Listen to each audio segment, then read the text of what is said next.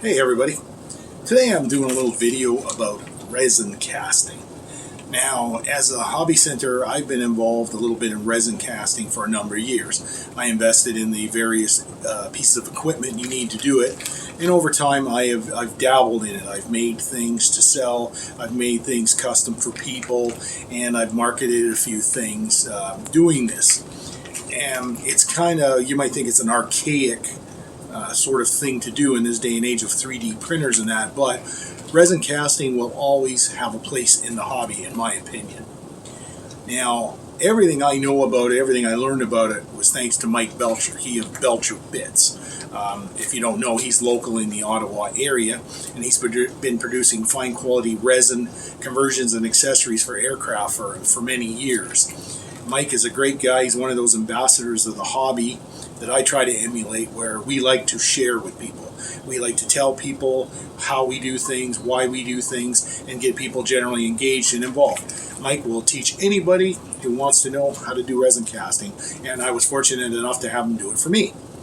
So back in the day when I got into this adventure, I thought, oh boy, would it ever be great to have a resin casting facility where I can resin cast on demand. So we created this thing, and we knocked off various wargaming things, diorama accessories, even casted parts for people that wanted to modify something on a kit or were missing a part. In fact, I think my greatest single achievement was that we sold a Porsche Formula 1 112 scale kit, and for some reason it was missing the engine block.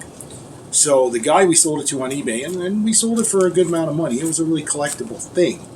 We sent it out to him not knowing that there was not an engine block in the kit. I mean, my goodness, that could have made the kit basically worthless, right? What's a Formula 1 car without an engine block? Because that's a lot of exposed engine in those things.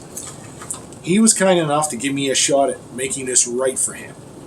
And through the kindness of a gentleman locally, Richard, who collects just about every Formula 1 kit in that scale that's been known to man, he actually cut out and loaned me the engine block from his kit. And I cast a replacement. I cast a number of them so he could pick the best one. Now, big deal. Engine block, as you say? Well, no. That was in two pieces. And that engine block had interior detail as well as exterior detail. So I had to cast this in two-part molds so that I could get, like I say, the cylinder holes and everything, and there was detail inside as well as outside the engine block, and I managed to pull that off. So that was a personal best for me. I'm not bragging. There was a lot of tries to get that done, but I was able to satisfy the customer, and it was just a neat thing to do. And because I had all this equipment that I invested in, and I had a little bit of knowledge on how to do it, I was able to pull that off. So currently, we are creating things in our line called small scale ship.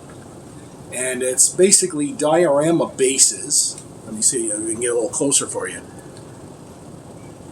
That we cast in resin.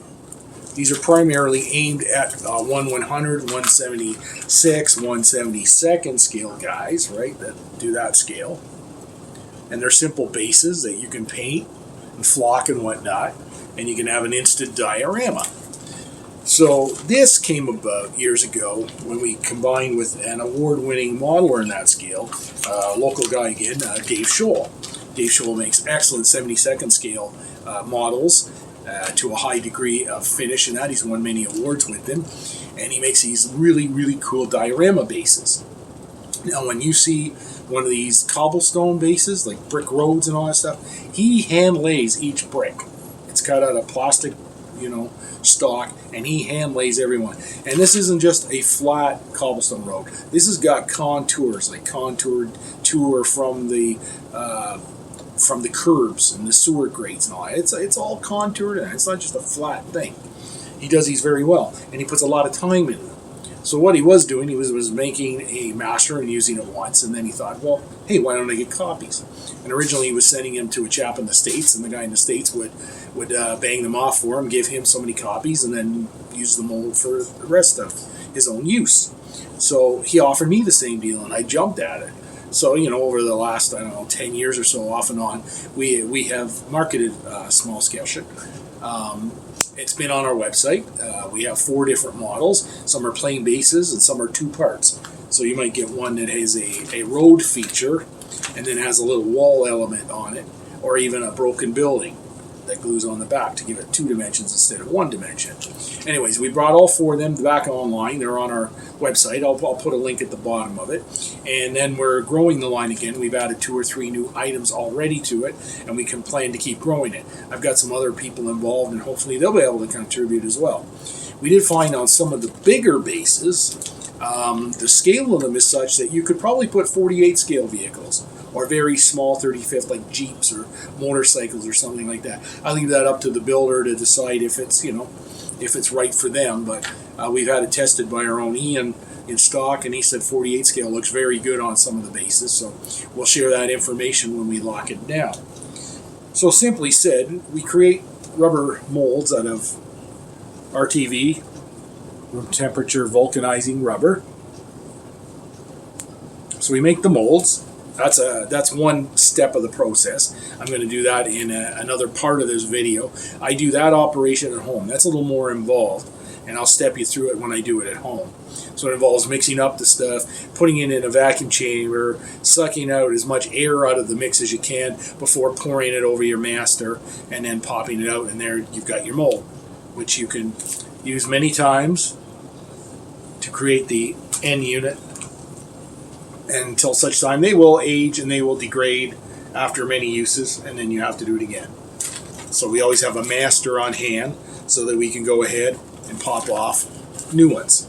Now, another project that we've set aside, now you've got to remember we had a lot of stuff going on. We moved the store, and we've been involved in many shows and things in the last little while and kind of got ahead of ourselves. It's Project Lancastrian. This was a cooperative arrangement between myself, local modeler Bill Scobie, and Mike Belcher was involved in it. He designed the decal sheet for it. So in this we have a conversion kit to take a 72nd scale Lancaster bomber and turn it into the transport plane called the Lancastrian.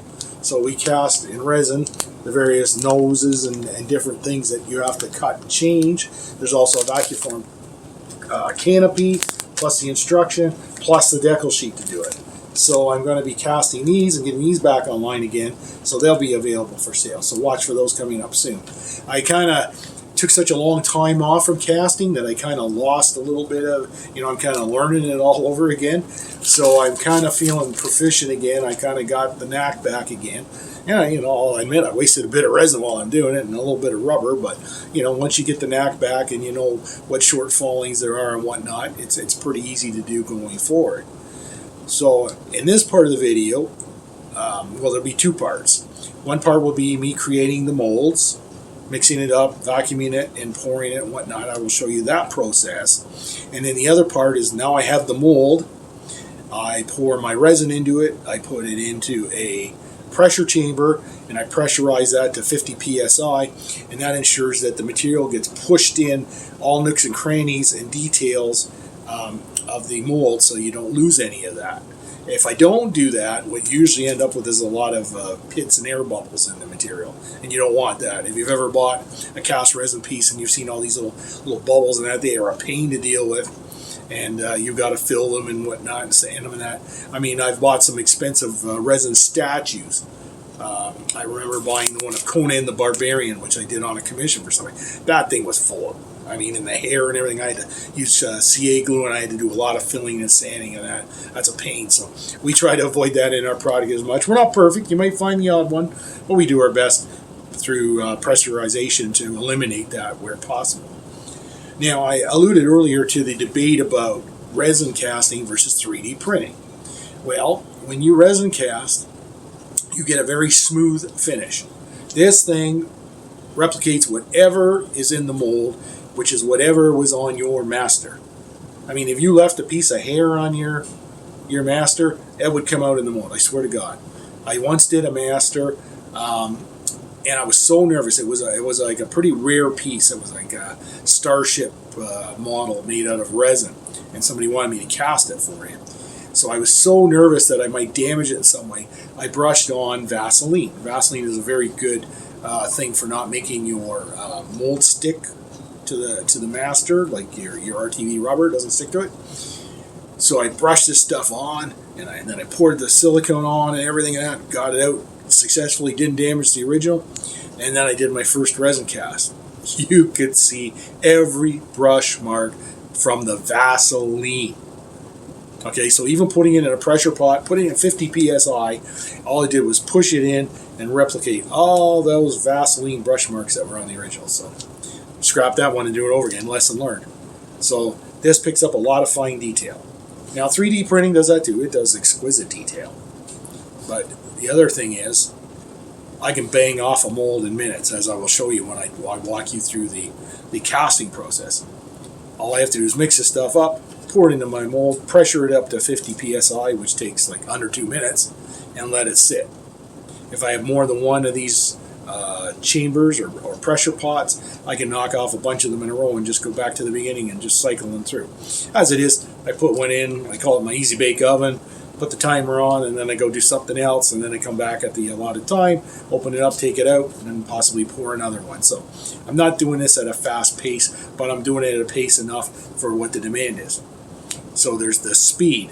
You might pull this one off on a 3D printer, but I leave it to you to tell me how many hours that might take and how much material and whatnot. I mean, costing I think is probably similar. I don't see a big difference. People tell me what the resin costs, and it's quite reasonable, especially for some of the bigger pieces. So there's the speed and the time element, and once I set this up and do it and turn it off, I really don't have to watch it anymore. I know 3D printers, you got to kind of check it once in a while, make sure everything's working the way it's supposed to be, and you see those odd skews. And that's the other thing. I said skews, but I should say striation marks. Now, a lot of 3D printers, unless you're into some of the really new, super high-end stuff, I've seen the work. It's beautiful. The detail is exquisite, but you got those striation marks, and that's, as it passes and it prints layers and layers of the resin material, you get those lines. And some of them are worse than others, depends on the material you're using. And I understand they're getting better all the time, but you're going to spend 4, 6, 8, 10, 12 hours printing out something like this or something completely different, and then you might have to deal with those lines. You might have to use a heavy filler, body filler. I don't know what you use in your process, but I know to do contest quality models and whatnot, it needs to be done. So that's an advantage to resin. You don't have to do that stuff. So it's speed, equivalent price roughly, and the lack of the striation and other things that would be apparent with the 3D printing. So that's enough of an outline to think about that. Of course, if you have questions, please leave them in the comment section. I'll be happy to answer them for you.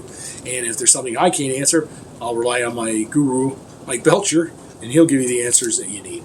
So anyways, I'll cut off the introduction for now, and I will get you ready for part 1, which is the RTV mold. And then after that, we'll do part 2, which is actual resin casting. So I hope you stick around to the end, and thanks as always for watching. Hey there. We're in my basement workshop at home. This is where I like to do the mold making process for the resin casting. As I said, the casting itself with the resins is fairly easy to do, can be done just about anywhere. So I like to do that at the store, where I have lots of time between customers and tasks and whatnot, that I can quickly pour a 50-50 mold and do all that, but I'll show you all that later. So for the art of mold making itself, that's a little more involved, and I find it a little messier. And it's something you can't be interrupted on. So I couldn't be halfway into making a mold or something and then have to run off and wait on a nice customer or something, because I might have my hands all gicky, or I might be in the middle of an important process or whatnot. Some of it you have to watch carefully and you have to be on top of. So this process I like to do in my home workshop. And of course, once you make a mold, you can use it anywhere from 25 to 50 times depending what you're doing with it, so you don't have to make them as often as obviously as you have to resin cast. So this part of the video, I'm just going to go quickly through some of the equipment I use to do the mold making. So first of all, you need your rubber. I'm using Smooth Seal 950. Now that's the rubber component. I get that in a gallon size. And the other component is the hardener, the 950 hardener. Now this stuff mixes up at a ratio of 10 parts rubber to 1 part hardener. And that's by weight.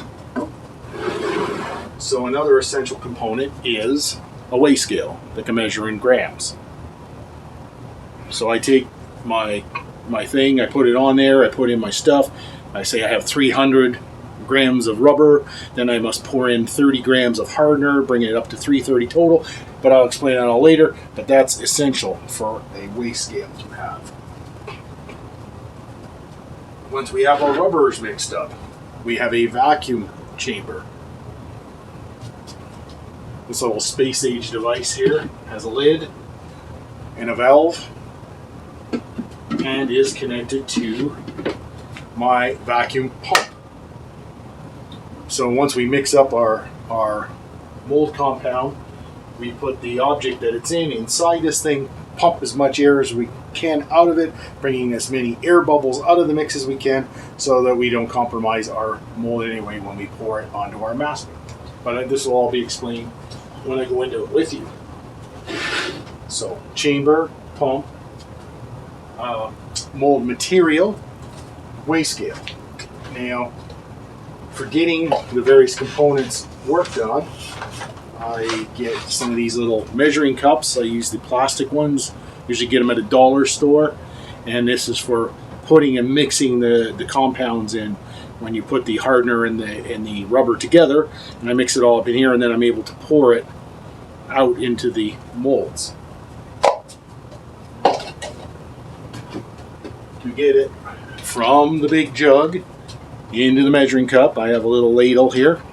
Nothing fancy. A lot of these things you can get at the dollar store, which is where I get many of these components. I like to keep a bunch of tongue depressor / popsicle sticks around. These are essential for mixing all the components together and helping to get it out into the molds. I like to have some project wood around. This will be the base upon which I build the mold box and put the master in and pour the molds on. And to help keep everything down, I like to use duct tape, and I use it with the sticky side up so that when I put my components down, they stay down. There's nothing worse than putting everything down, pouring your silicone rubber onto it, and then have stuff float. That'll just ruin the whole thing. You have to let it dry and do it all over again, and you're throwing all that material away, plus your time. And last but not least, unless I've forgotten something, no, there's one other thing I'll show you. First of all, my Lego. It's my collection of Lego I built up over the years. Now we use this to make mold boxes. This is the thing that holds the master inside, and then we actually physically pour the rubber into. The reason we use Lego is because it's just the basic, block stuff. None of the fancy ones from the models, the Star Wars or what have you. This is just the plain old building blocks. And by using these, we can build our mold box to any dimension and height that we deem appropriate. So it's very malleable, very easy to use. We look for this stuff at yard sales and whatnot. Buy the big bag of used Legos for whatever you can get them for, and then we just throw them all in this bin, and we have them for making all our various mold boxes. The last thing I kind of forgot, but isn't a huge, but you might find it. I have a big bottle of Vaseline. I probably bought this at a dollar store somewhere. The Vaseline helps seal things, so when we make a mold box and that, and you want to make sure nothing gets out that bottom corner, we use that in a brush and we brush it in. It also goes anywhere you don't want the silicone to go or to stick, because obviously it won't stick to that stuff, so that's good as a repellent. Now, I'll be contrary for a second and mention the fact that I was doing a very valuable piece for somebody once, and I was really nervous about having it damaged by the mold material. So I went and I brushed this stuff on. I brushed a good coat of Vaseline on it, figuring that once I put the mold stuff on it, and then I put the resin in it, there'd be no issue. I saw every brush mark of the Vaseline. It actually captured it on the master. That was crazy. So every brush stroke, it was like painting and seeing your brush strokes. Well, you could see all the brush strokes of the Vaseline. So I don't really recommend it for that. I'll never do it again.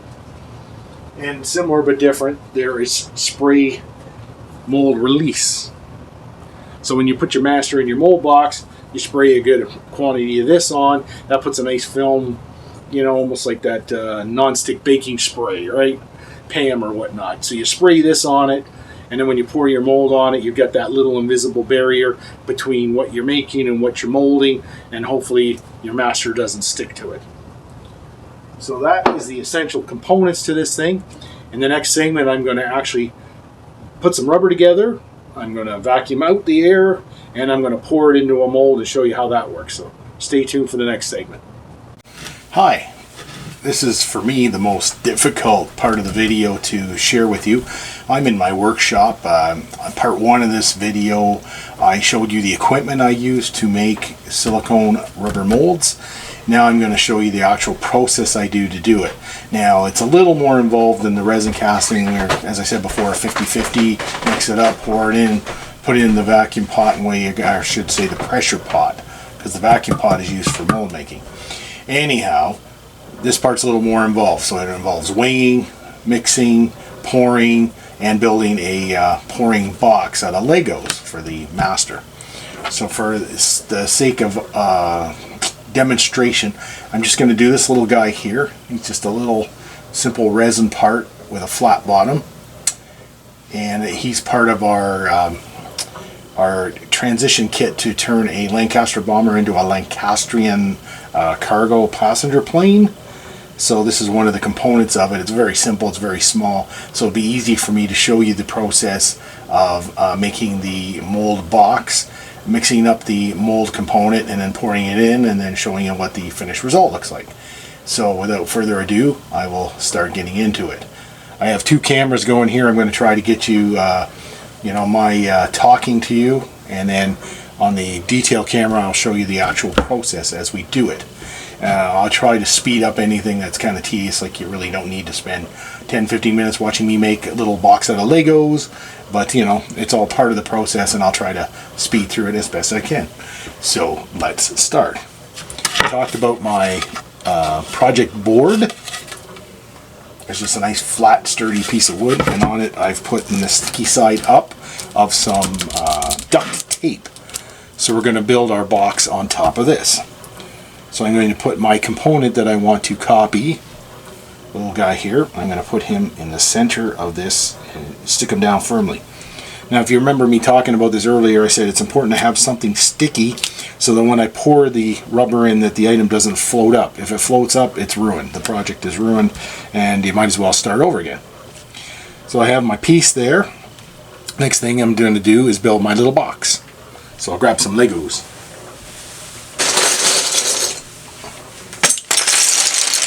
We have a few Legos here, and I'm just going to build a structure around the piece.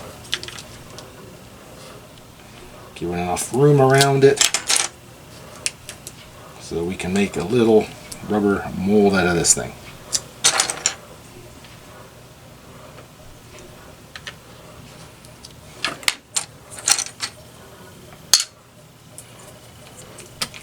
You can see from past endeavors, I've got little bits of rubber sticking on my mold boxes and whatnot. Every once in a while I got to sit down and I got to clean these things off and give them a bath, hot water bath, because of the mold release agents and various things going on.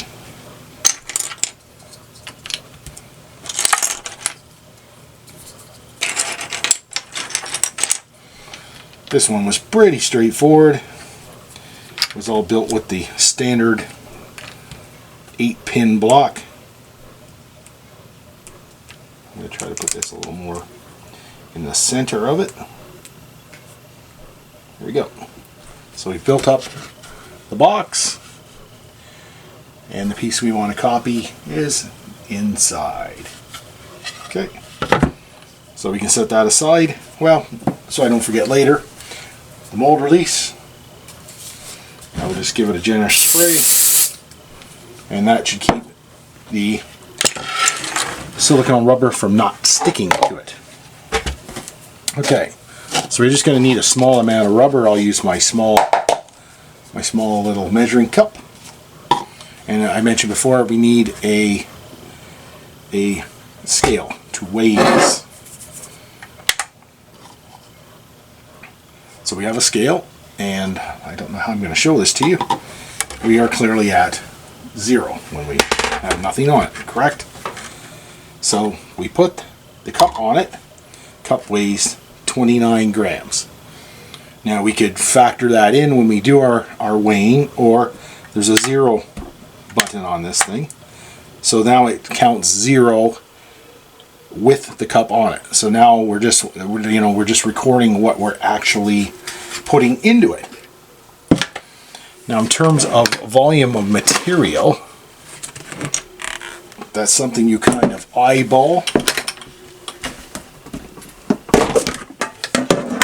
There's what our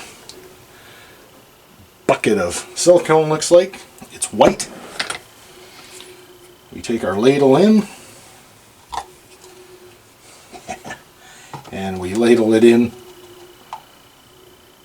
to this thing. Try not to make a horrible mess because it gets everywhere. We don't need a whole lot for the size of this. I'm probably overkilling on this, but hey. So I've got a reasonable measure.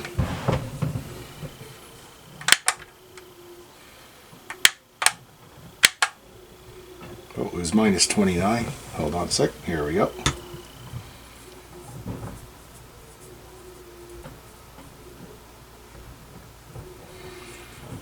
So I have 108 grams of the white silicone in there. So 108 divided by 10 is 10, say 11. So I'm going to watch my number and I'm going to add 11 onto what it says. So I stop pouring. Once 11 grams have been added. Now this is a pretty long process, so there's no need to really rush here. I'm just going to find myself a little stir stick and give this a stir up. Okay, so I'm going to give this a really good mix.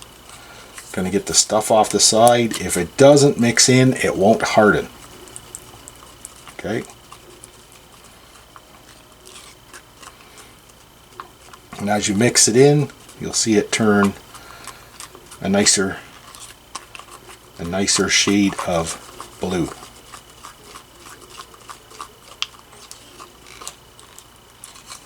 Dig it off the bottom, scrape the sides,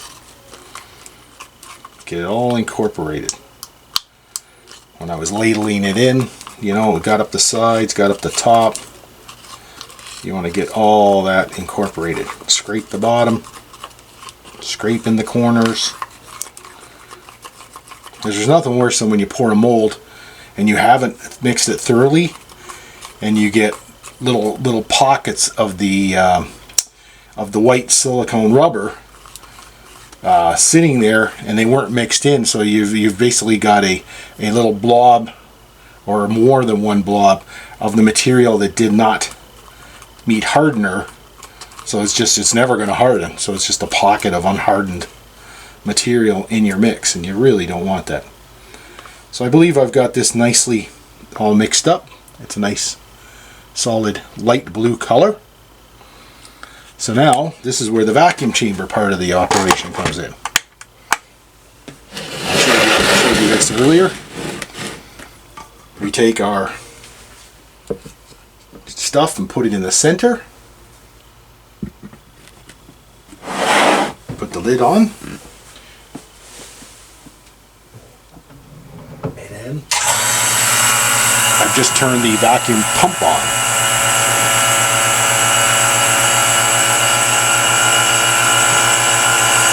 I kind of played with the handle enough. It sort of goes without saying, the harder you hear the pump working, the more it's doing its job. So right now it's vacuuming air. I'm going to try to bring the camera up so you can see inside, hopefully. Trying to get you a view without too much glare from my overhead light there. You can see the bubbles coming up from the mixture. Let's see if I come around this way if it's any better. So you can see the bubbles coming up, and you can see the stuff rise. It's almost like the rise on a cake if you're a baker. See it come up, coming up, coming up. Now you have to keep your eye on this thing, because if you don't, it could come right over top. See, I just turned it down a bit. I didn't want this stuff boiling. It's not really boiling, but coming over the top. See it? See all the air coming out of it? See it frothing?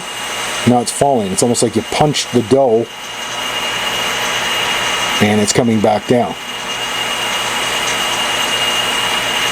So once you've had a good rise, I mean, you can repeat it if you want, but you've had a good rise, you're pretty confident a lot of that air has come out of that mixture.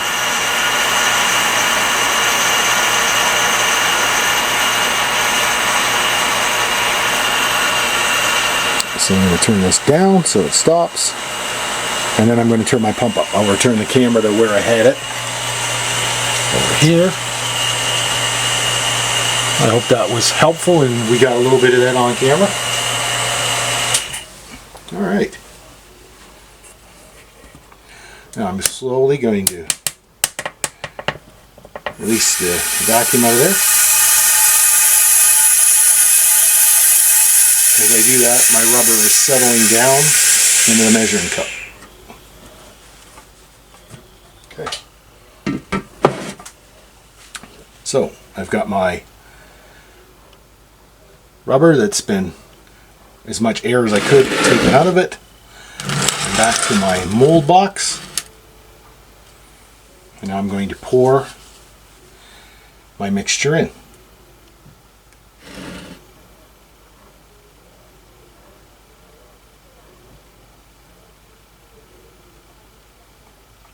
Carefully pouring it in, evenly, back and forth, side to side.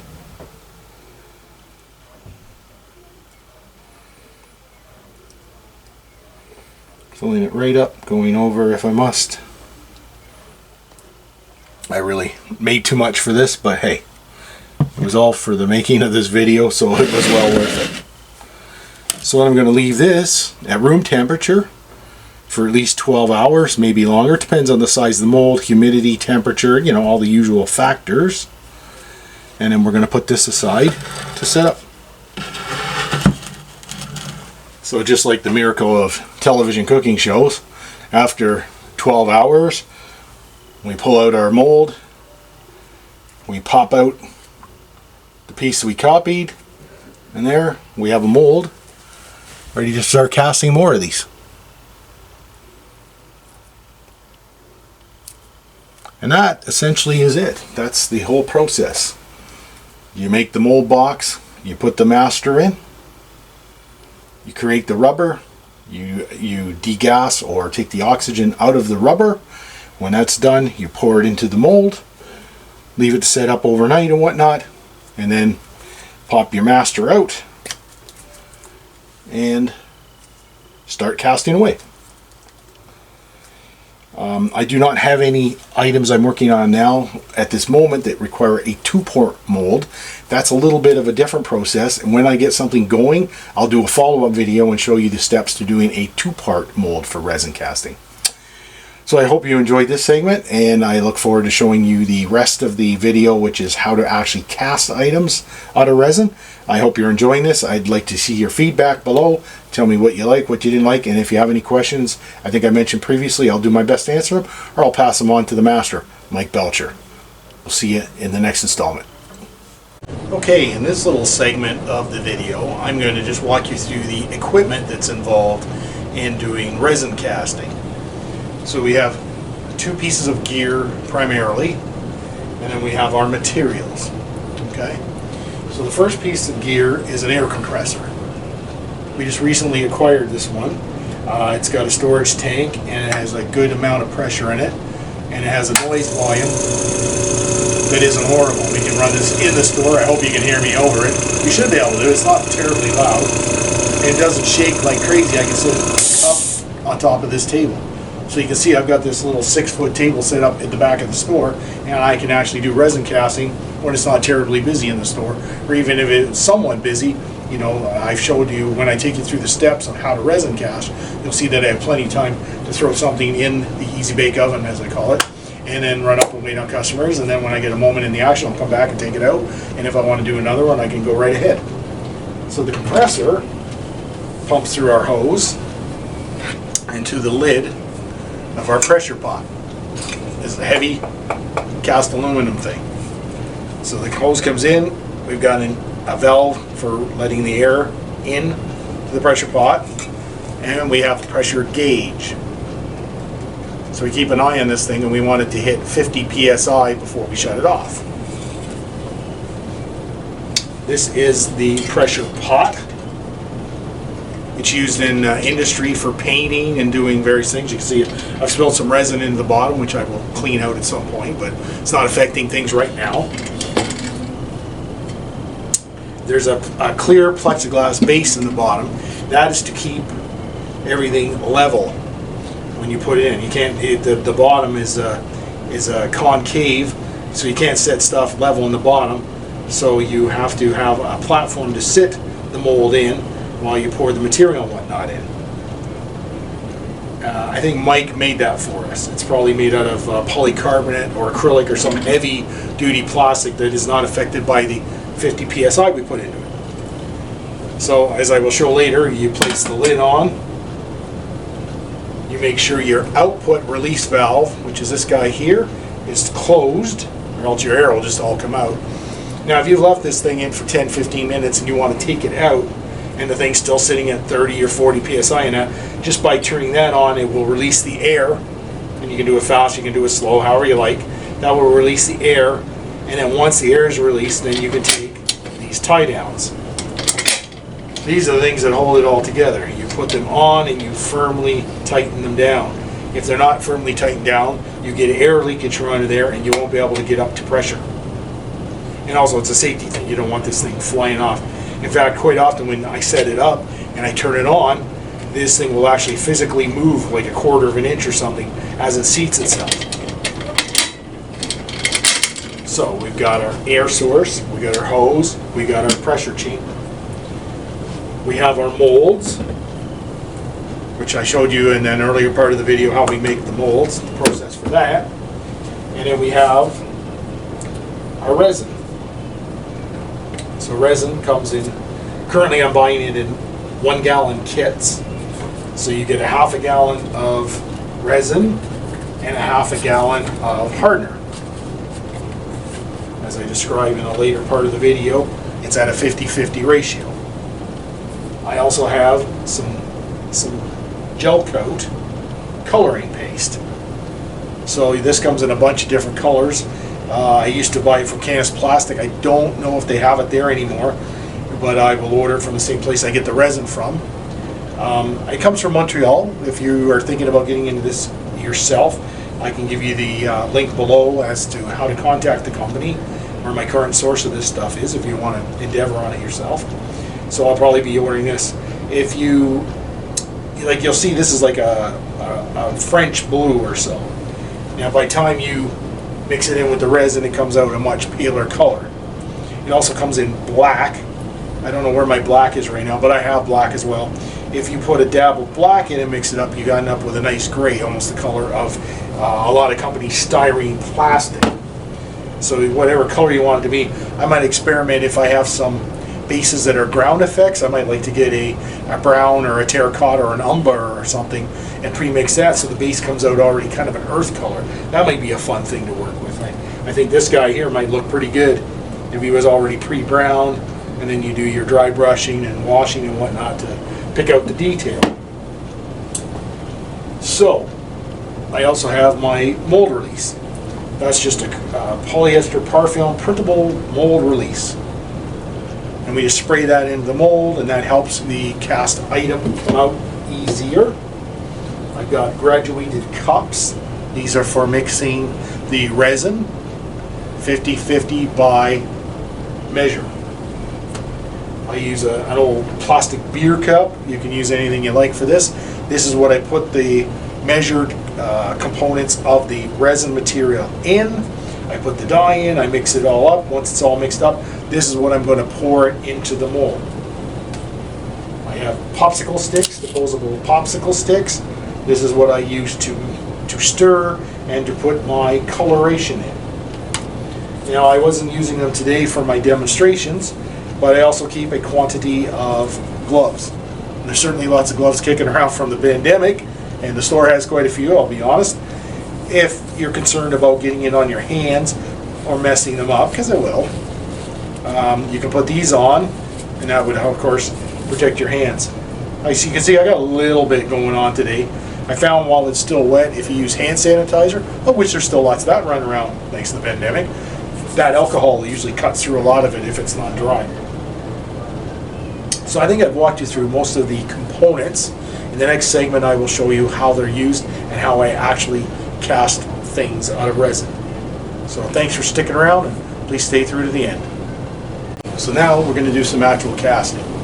I walked you through the various equipment and what it does, and now I'm just going to show you a little quickie about how to do it. So we take our mold, our silicone rubber mold, and we take some mold release spray. This is so that when we make our object, it doesn't stick. So we simply take this stuff, give it a quick spray, that's done. Now what I've learned the hard way is I take the mold and I place it inside the chamber. Now, otherwise, you're filling a mold up, a wobbly mold, with mixture, and then you're trying to place it inside, basically a bucket, get it to the bottom, and that's without spilling all your material. So, in many cases, that's an epic fail, and you don't want to do that. So, for the purposes of this one, you would do these a number of times, and you usually write a little recipe book down of how much resin it takes to fill that particular mold. So in this one, it's a fairly big one.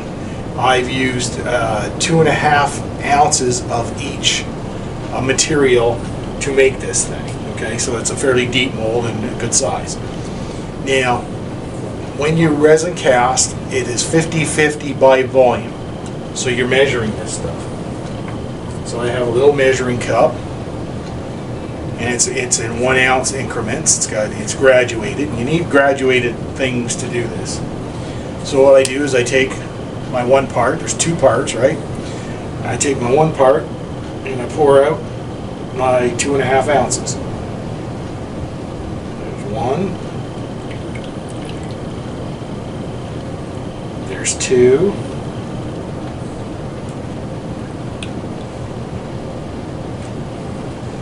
Using my graduation, I'm going to get to the half.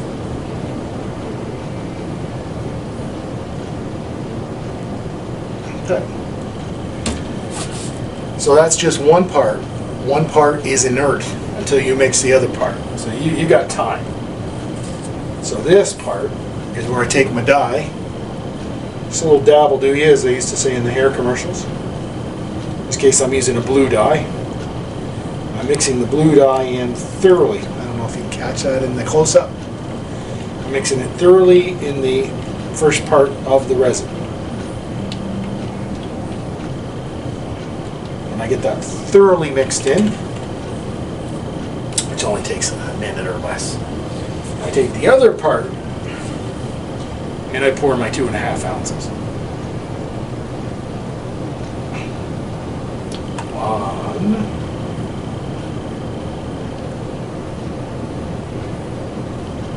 2.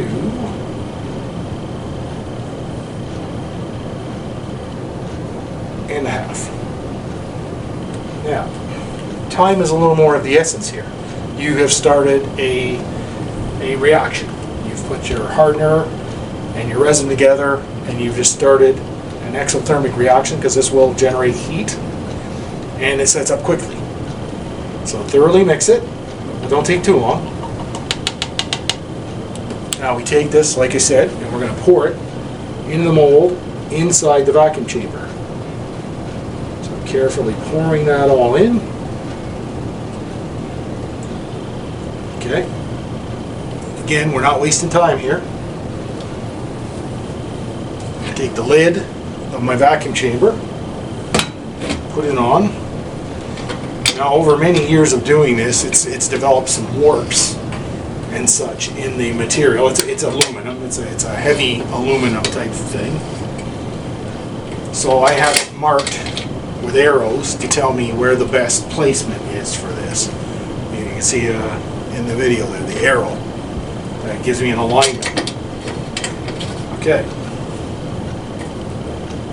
This is the exhaust hole. We make sure that it's closed. This is the hose from the compressor. Okay. Now the compressor, as I showed you, is sitting over here. We turn that on. We watch the pressure gauge and we wait for it to get up to 50 psi.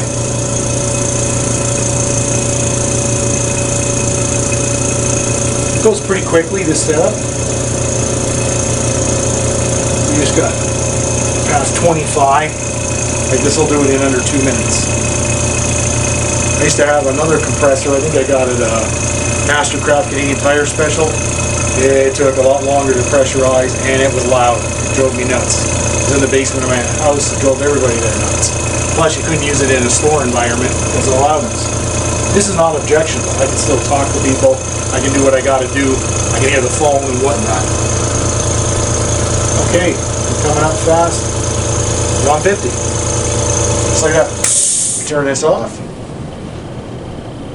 I'm going to turn that off so we don't lose it. So it's all sitting there under pressure, and that pressure is pumped in and it's pushed all the resin into any nooks and crannies and pushed out any air that might be in the resin. It's pushed it out. So this should be a nice solid cast with no pits and air bubbles and whatnot. So we're going to let our easy bake oven sit for a few minutes and then we'll pull it out and see what we got. Okay, don't forget, please subscribe, slap that bell, hit that like button, and join Team Hobby Center.